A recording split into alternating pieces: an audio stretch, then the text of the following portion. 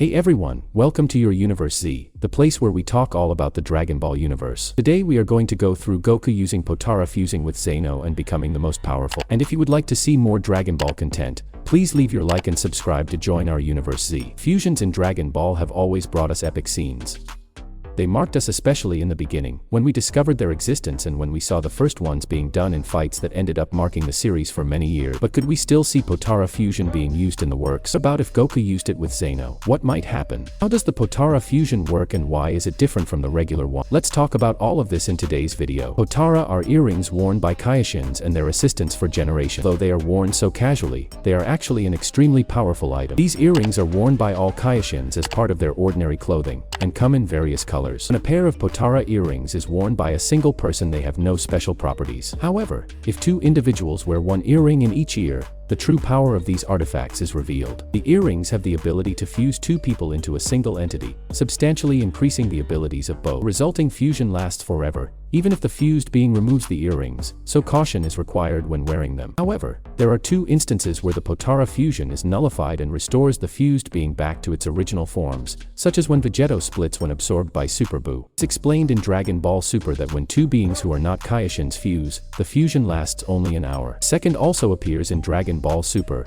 when Kabutoshi uses the dragon spheres from Namekusei and asks Porunga to separate him back into East Kaioshin and Kabuto. If a fused being removes their earrings, they can give them to other individuals to use, as when old Kaioshin gives Goku his earrings, which are eventually used to fuse with Vegeta and form Vegeto, as an asset to defeat Super Buu. In addition, Supreme Lord Ko of the East and his assistant Kabuto merge without knowing that the merger would be permanent. Potara fusion is similar to the Metamora dance technique, but unlike Metamora fusion, Potara fusion is permanent. An exception is discovered when the people fusing with Potara are not Kaioshins. In this case, the fusion has a 1-hour limit, which can be even shorter if the individual is too powerful. First example is when Vegeto splits into Goku and Vegeta, the two individuals who had merged, right after being absorbed by Super Buu. Also, while the Metamora dance clothing is the native clothing of the people of planet Metamoro, when it merges with Potara not only are their bodies mixed, but their clothing as well. The resulting fusion will have the power of the two individuals multiplied by each other. To form the Potara fusion, the two individuals take one of the two earrings and place them in different ears. The two will automatically fuse as soon as the earrings are put on. Those who merge do not necessarily need to be wearing earrings from the same set to merge. Beerus and Supreme Lord Ko simply remove their different earrings and before they can react, they are fused. Also, Kabuto's earring, which was blue in the anime, becomes the color of Supreme Lord Ko's earring, which was yellow. Another thing different from the Potara fusion is that,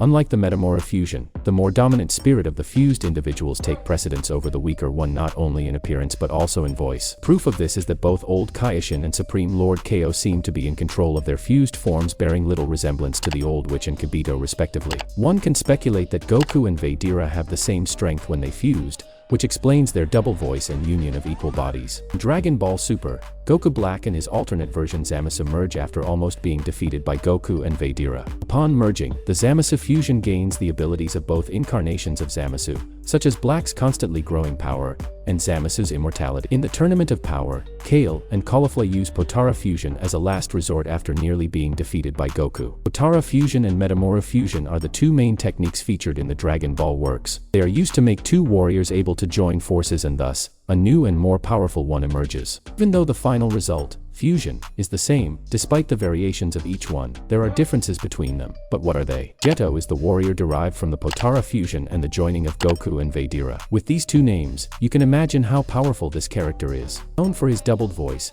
Goku's and Vegeta's simultaneously, he also stands out for his strength, power level, and speed, making him one of the most powerful fighters in the Dragon Ball manga. His personality is also a mixture of Goku and Vegeta, where Vegeta's petulance and arrogance mix with Goku's seriousness and calmness. The character likes to insult his enemies, just like Vegeta, but also has his benevolent side in combat. Vegeta's strategic mind and Goku's body intelligence come together, making him someone extremely powerful. Gogeta is the result of the Metamora dance fusion made by Goku and Vegeta. Like Vegeto, the voice of both warriors, Goku and Vegeta, come out at the same time, and his power level is well known, also making him one of the most powerful characters in the franchise. This character has made few appearances, so little is known about his actual personality. As Super Saiyan 4, he presented a very similar personality to Vegeta, liking to joke with his enemies and make jokes while facing them. Most famous of the two, and the one you probably know, is Metamoru. It consists of a dance where the users of this technique must perform poses and movements in perfect synchrony, as if they were mirrors of each other. Besides the movements being precisely the same, the warriors must also have a physical size and power level close to each other. Fusion with the Potara earrings happens in a much simpler way, where each warrior needs only to use the Potara earrings on opposite ears. By doing so, both bodies are attracted and the fusion takes place. This fusion is only permanent if a Kaioshin is involved in it. Kaioshin is also a point of difference between the two.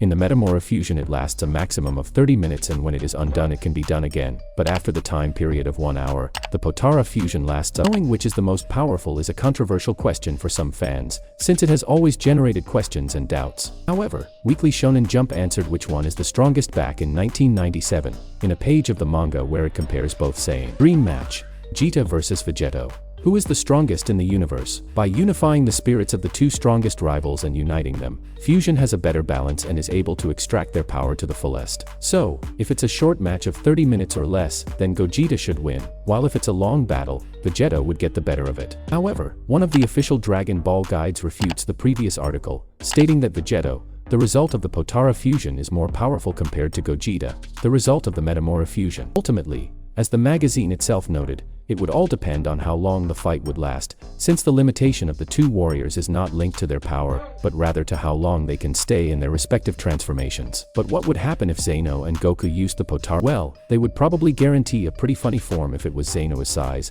However, the character that would come out of it would be absurdly powerful, possibly the strongest character in the entire works of Dragon Ball. After all, Zeno is a god, and Goku has skills and the ability to refine his techniques over time, possibly bringing something relatively new to us when he shows us the result of the fusion. Power of these two united would be unbeatable, and no other character could be. Even if Beerus and Vedera also did a fusion, Zeno is still a god who will always be above anyone else. What about you?